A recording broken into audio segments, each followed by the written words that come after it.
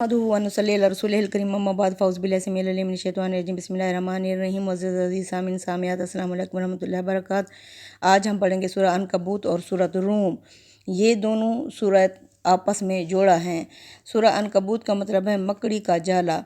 ये आपस में प्यार यानी तवाम हैं। दोनों का मौजू मुनकरीन रिसालत को तहदीद और वईद यानी उन्हें ख़बरदार करना है और उनकी शुबहात की तरदीद करनी है कि अगर और मोमिनों को तसल्ली दी गई है कि अगर वो साबित कदमी के साथ अपने दीन ईमान पर कायम रहेंगे तो उनका अंजाम खैर ही पर होगा, यानी जन्नत की खुशखबरी उन्हें आ रही है। और इसमें जो खिताब है असल बाज़ मकामात पर इसके मुखातिब नबी करीम सल्लल्लाहु अलैहि वसल्लम और मोमिनीन हैं, लेकिन रूए सुखन हर जगह कुरैश है, मक्का ही की तरफ है, क्योंकि अल्लाह के रसूल मक्का के अंदर ही ख़ास उनके लिए मबूस किए गए थे।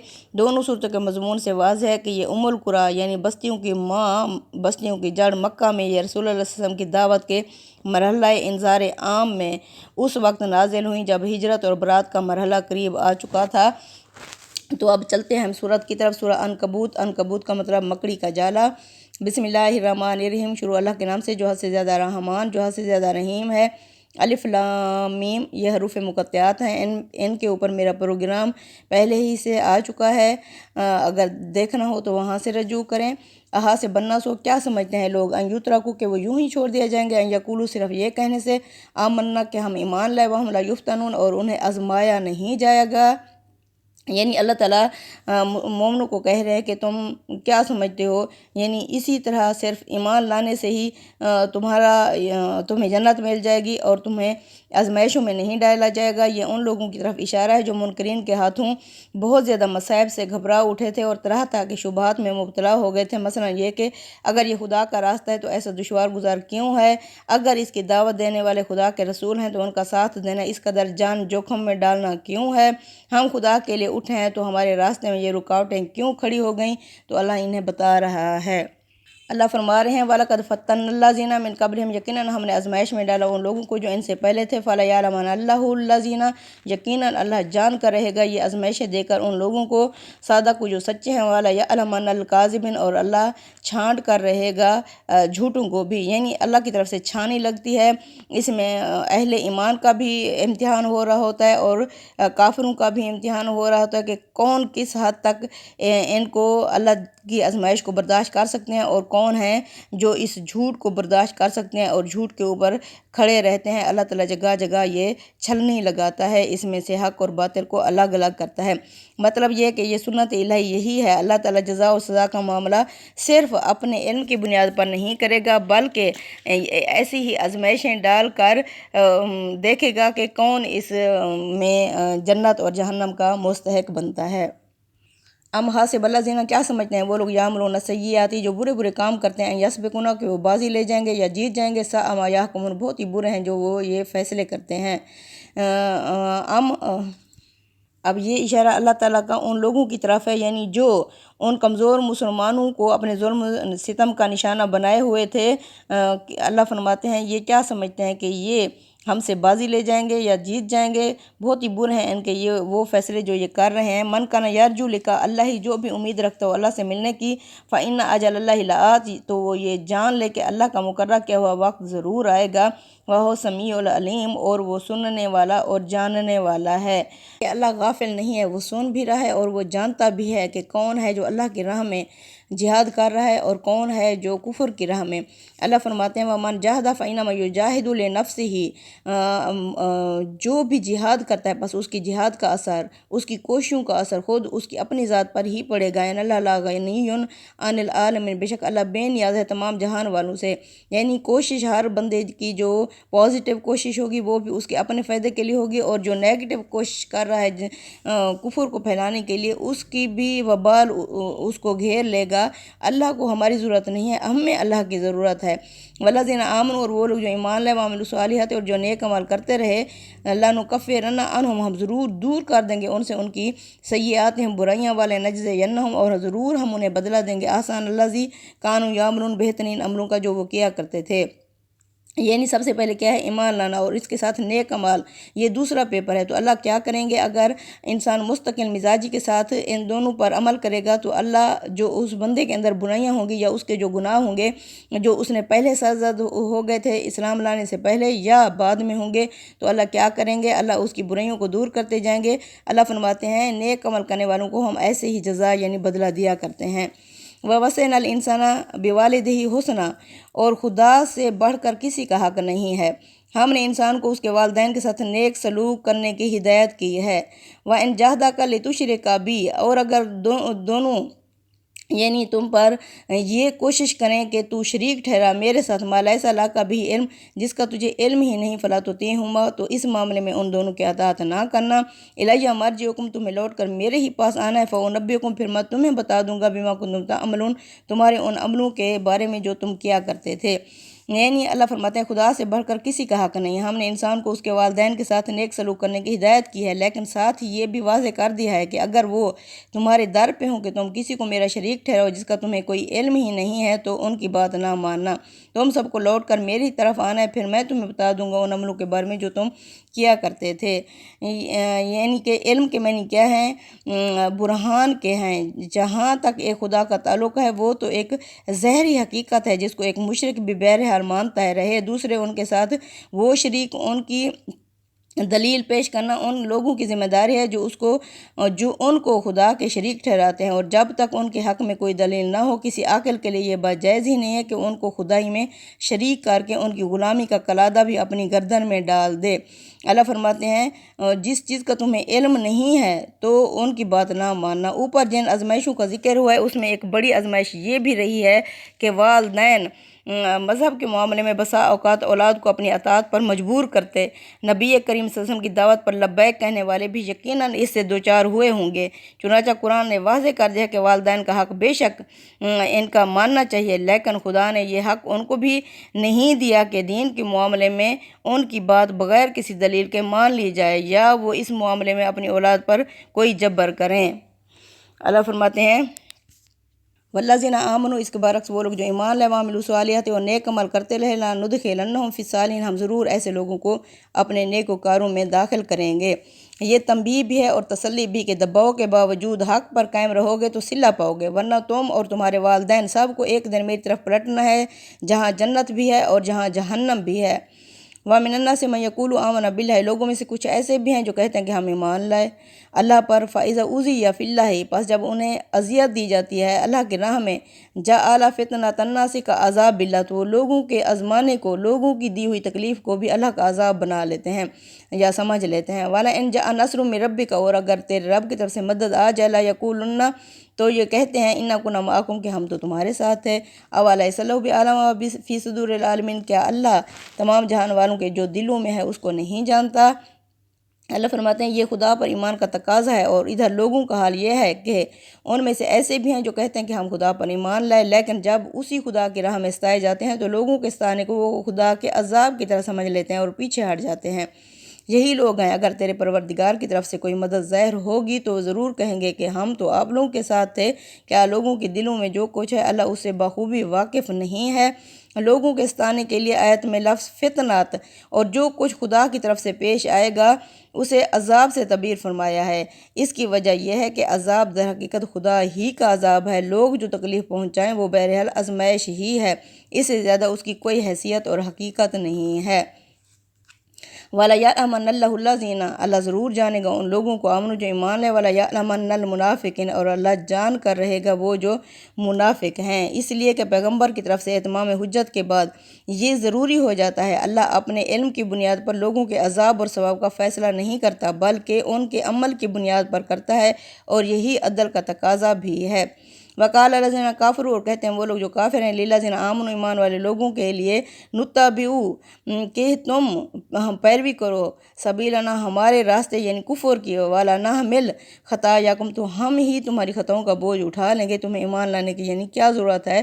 وما ہم بحاملین من خطایہم، وہ ہرگز ان کی خطاؤں کا بوجھ نہیں اٹھا سکتے، من شیء، کچھ بھی، انہم لکاذبون، کیونکہ وہ جھوٹ بول رہے ہیں، اور منکرین جو ان کو ستا رہے ہیں۔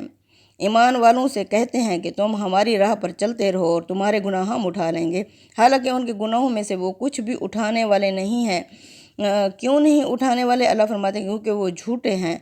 اب یعنی اس سے مراد وہ کفار ہیں جن کے بچے یا دوسرے زیر دست یعنی جو ان کے انڈر تھے افراد اسلام میں داخل ہو گئے تھے، تو اللہ ان کے بارے میں فرما رہے ہیں کہ یہ کم عمر تھے اور بڑے جو سردار انہیں ستا رہے تھے، ان کے اوپر ظلم و ستم کرتے تھے۔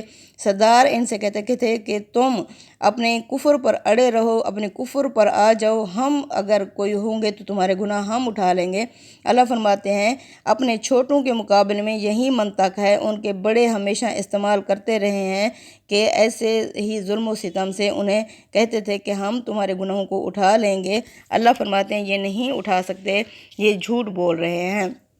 والا یحملن اثقالہم، ہاں یہ گناہوں کا بوجھ ضرور اٹھائیں گے، ان کا اسکالہم اور اپنے بوجھ کے ساتھ ان کا بھی بوجھ اٹھائیں گے۔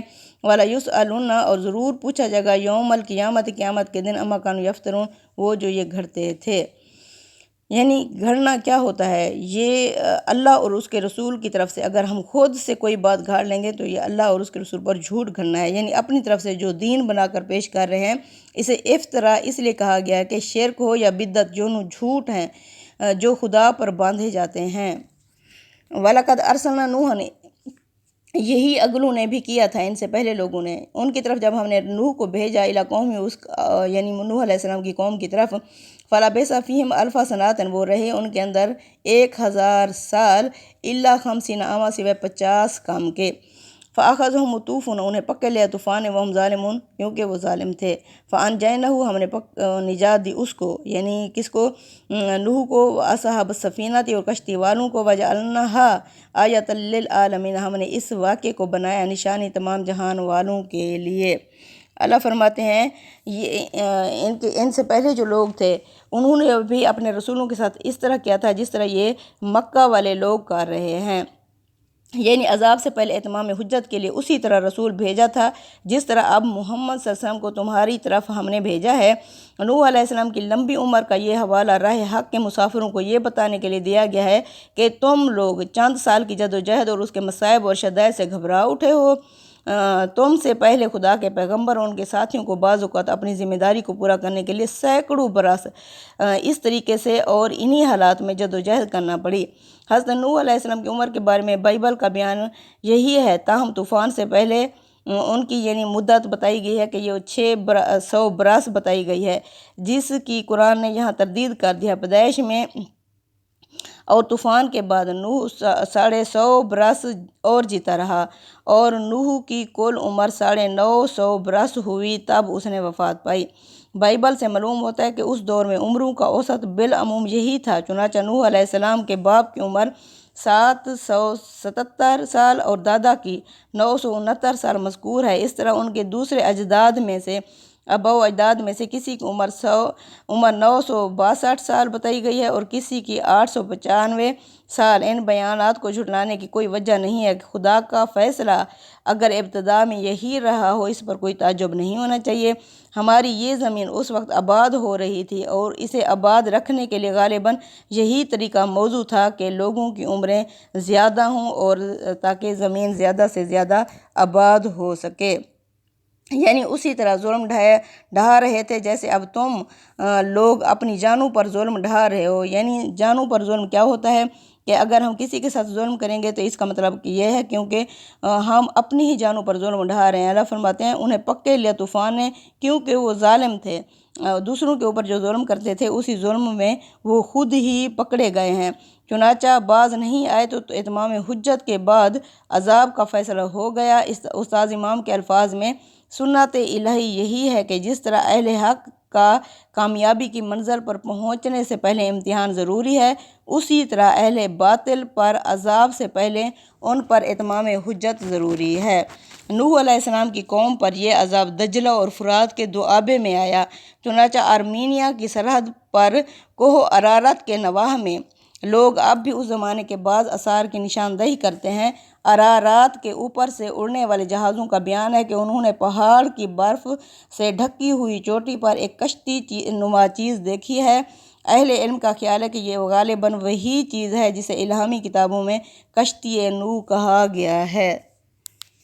اللہ تعالیٰ فرماتے ہیں کہ ابراہیم علیہ السلام کو ہم نے کہاں بھیجا؟ ابراہیم اور ابراہیم علیہ السلام اذ قال لقومہ اعبدوا اللہ، جب اس نے کہا اپنی قوم سے کہ بندگی کرو اللہ کی، واتقوا اور اس سے ڈرو، اس کا تقوی اختیار کرو، ذالکم خیر لکم، اسی میں تمہارے لیے بہتری ہے، ان کنتم تعلمون، اگر تم جانو یا سمجھو۔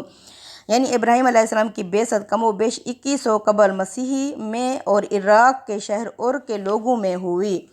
نے کہا انما تعبدون من دون اللہ، بے شک تم بندگی کرتے ہو، عبادت کرتے ہو اللہ کو چھوڑ کر اوثان بتوں کی، وتخلقون افکا، اور تم جھوٹ گھڑتے ہو، یعنی اللہ نے کوئی حکم نہیں دیا، تم خود سے جھوٹ گھڑ کر ان بتوں کو بناتے ہو اور پھر ان کی بندگی کرتے ہو۔ ان الذین تعبدون، بے شک وہ لوگ جن کی تم بندگی کرتے ہو، من دون اللہ، اللہ کو چھوڑ کر، لا یملکون لکم رزقا، وہ تمہارے لیے رزق کا کچھ بھی اختیار نہیں رکھتے، فابتغوا عند اللہ الرزق، پس اللہ ہی سے رزق کو تلاش کرو، واعبدوہ اور اس کی بندگی کرو، واشکروا لہ اور اس کا شکر ادا کرو، الیہ ترجعون اور تمہیں اسی کی طرف ہی لوٹ کر جانا ہے۔ یعنی اگر تم سمجھتے ہو کہ جو رزق اور فضل تمہیں حاصل ہے وہ ان بتوں کی برکت سے ہے تو یہ محض وہم ہے، تمہیں جو کچھ مل رہا ہے خدا کے قانون کے مطابق اور اس کی عنایت سے مل رہا ہے، ان میں سے کسی کا تمہارے رزق اور تمہاری خوشحالی میں کوئی دخل نہیں ہے۔ وَإِن تُكَذِّبُوا، اور اگر تم جھٹلاؤ گے، فَقَدْ كَذَّبَ أُمَمٌ مِّن قَبْلِكُمْ، یہ کوئی نئی بات نہیں ہے، یقیناً جھٹلا چکے ہیں تم سے پہلے بھی تو کئی امتیں، وَمَا عَلَى الرَّسُولِ إِلَّا الْبَلَاغُ الْمُبِينُ، اور ہمارے رسول کے ذمہ نہیں ہے مگر کھلا خبردار کرنا، پہنچا دینا ہے۔ یہ نہایت سخت تنبیہ ہے، مطلب یہ ہے کہ اس کے بعد خدا کا رسول تو سبق دوش ہو جائے گا، لیکن جو تم سے پوچھ گچھ ہوگی وہ تم سے ہوگی اور اس کا نتیجہ بھی تمہیں ہی بھگتنا پڑے گا۔ اللہ فرماتے ہیں اولم یروا کیف یبدئ اللہ الخلق، کیا یہ دیکھتے نہیں ہیں کہ کس طرح اللہ نے ابتدا کی تھی تخلیق کی، ثم یعیدہ پھر دوبارہ بھی وہ تو ایسا اعادہ کرے گا، پیدا کرے گا۔ یعنی اس میں کیا بات ہے کہ اللہ دوبارہ کیوں نہیں پیدا کر سکتا؟ یہاں سے آگے آیت نمبر 23 تک حضرت ابراہیم کی دعوت کے بیچ میں اللہ تعالیٰ کی طرف سے ایک تضمین ہے جس سے وہ بات مکمل بھی ہو گئی ہے اور مطابق حال بھی جو ابراہیم علیہ السلام نے الہ ترجعون کے مختلف الفاظ میں فرمائی ہے۔ اب اللہ فرماتے ہیں کہ یعنی وہ دوبارہ بھی وہی پیدا کرے گا، یہ اسی حقیقت کی طرف توجہ دلائی ہے جس کا مشاہدہ ہم شب و روز اپنی زمین پر کرتے ہیں کہ زمین سرسبز و شاداب ہوتی ہے، پھر خشک ہو جاتی ہے، بے آب و گیا ہو جاتی ہے، پھر آسمان برستا ہے اور یکا یک وہ دوبارہ اسی طرح سرسبز و شاداب ہو جاتی ہے۔ یعنی جب اس نے پہلی بار ابتدا کی تھی تو دوبارہ بھی پیدا کرنا اللہ کے لیے کوئی مشکل تو نہیں ہے۔ قل سیروا فی الارض، محمد صلی اللہ علیہ وسلم سے کہو کہ چلو پھرو زمین میں، فانظروا دیکھو، کیفا کس طرح، بدا الخلق کہ اللہ نے ابتدا کی تخلیق کی، ثم اللہ پھر وہی اللہ ہے، ینشئ انشاءۃ الآخرہ کہ دوبارہ بھی وہی اٹھائے گا، ان اللہ علی کل شیء قدیر، اس وجہ سے کیونکہ اللہ یہ ہر چیز پر قدرت رکھتا ہے۔ بے شک یعذب من یشاء، وہ عذاب دے گا اپنے قاعدے اور قانونوں کے مطابق جس کو چاہے گا یا جس پر چاہتا ہے، ویرحم من یشاء، جس پر چاہے گا یا جس پر چاہتا ہے اپنے قاعدے اور قانون کے مطابق رحم کر دیتا ہے، وإلیہ تقلبون، اور تمہیں اسی کی طرف ہی تم لوٹائے جاؤ گے۔ اوپر کی باتیں غیب کے اسلوب میں تھیں، اب قریش کو براہ راست خطاب کر کے تنبیہ فرمائی ہے کہ تم بھی اسی کی طرف ہی پلٹائے جاؤ گے جو تم اپنے نبی کی بات نہیں سن رہے۔ وما انتم بمعجزین فی الارض ولا فی السماء، یعنی کہ اللہ فرماتے ہیں لوگوں نہ تم زمین میں خدا کے قابو سے باہر نکل سکتے ہو اور نہ ہی آسمان میں۔ وما لکم من دون اللہ من ولی ولا نصیر، اور یہ کہ اللہ کے سوا تمہارا کوئی سازگار ہے اور نہ ہی کوئی مدد کرنے والا ہوگا۔ والذین کافروا، اور وہ لوگ جنہوں نے کفر کیا بآیات اللہ، اللہ کی آیات کا، ولقائہ اور اس سے ملاقات کا، اولئک یئسوا من رحمتہ، لوگ ہیں جو اللہ کی رحمت سے مایوس ہو چکے ہیں، واولئک لہم عذاب علیم، ایسے لوگوں کے لیے دردناک عذاب ہوگا۔ فما کان جواب قوم، ہی نہیں تھا اس کی قوم کے پاس کوئی جواب، الا سوائے اس بات کے، ان قالوا اقتلوہ حرقوہ کہ جلا ڈالو، قتل کر دو ابراہیم کو یا جلا ڈالو ابراہیم کو، فانجاہ اللہ من النار، پس اللہ نے اسے نجات دی آگ سے، ان فی ذلک لآیات، بے شک اس میں ہے عبرت، لقوم یؤمنون، اس قوم کے لیے جو ایمان یا یقین رکھتی ہو۔ یعنی حضرت ابراہیم علیہ السلام کے ساتھ کیا کیا ان کی قوم نے۔ دوسرے مقامات سے معلوم ہوتا ہے کہ بالآخر جلانے پر ہی انہیں اتفاق ہوا اور ایک اسکیم بنا کر انہیں آگ میں پھینک دیا گیا، مگر اللہ تعالیٰ نے آگ کو حکم دیا کہ ابراہیم کے لیے ٹھنڈی ہو جا اور سلامتی بن جا، اور وہ ٹھنڈی ہو گئے۔ اور یہ اس سنت الہی کے مطابق ہوا جو رسولوں کے باب میں مقرر کی گئی ہے کہ ان کے دشمن ان پر غلبہ نہیں پا سکتے اور تکذیب پر جمے رہے تو زمین سے مٹا دیے جاتے ہیں۔ اللہ تعالیٰ ہمیشہ سے ایسے کرتا ہے، نیک لوگوں کو بچا کے، باقی جو ایسے فاسد لوگ ہوتے ہیں اللہ انہیں زمین سے نیست و نابود کر دیتے ہیں۔ یعنی یہ اس بات کی نشانیاں کہ ایمان والوں کو بعض اوقات اپنے ایمان کی خاطر آگ کے الاؤ کے اندر سے ہو کر گزرنا پڑتا ہے، اور اس بات کی اپنے رسولوں کو خدا کبھی تنہا نہیں چھوڑتا بلکہ لازماً ان کی مدد کرتا ہے۔ صدق اللہ العظیم۔ تقبل منا انک انت السمیع العلیم وتب علینا انک انت التواب الرحیم۔ آمین یا رب العالمین۔